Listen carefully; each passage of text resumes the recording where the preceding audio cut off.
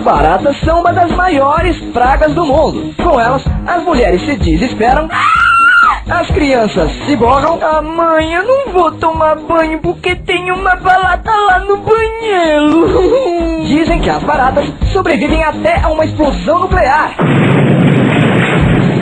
E pra acabar com elas, a gente tenta de tudo, né? Inseticida, naftalina, chinelada. Só que elas continuam por aí. Mas agora o que eu falo mesmo, roteirista?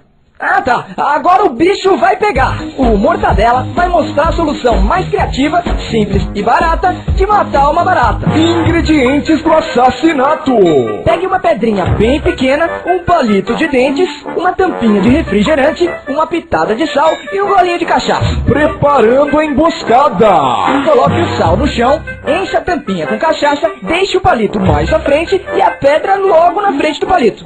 Olha, a barata chegou! Presta atenção, ela chega toda contente.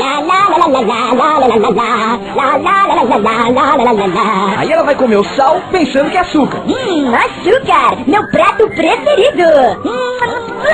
Isso aqui é sal. Agora ela vai ficar com sede e tomar cachaça pensando que é água. Água, pelo amor de Deus.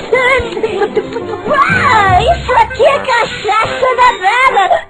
Agora lascou, ela ficou bebaça com a cachaça. Vai sair cambaleando, tropeçar no palito, bater a cabeça na pedra e morrer de traumatismo craniano. Pronto, fim.